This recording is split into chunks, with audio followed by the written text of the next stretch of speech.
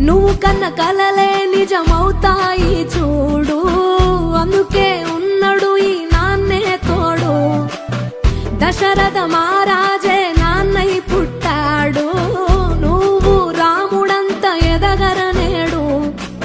చరితలు ఎన్నడు చూడని మమతల గూడే వీధిలో, సంపద అంటే ఏదో కాదురో, ఇంతకు మించి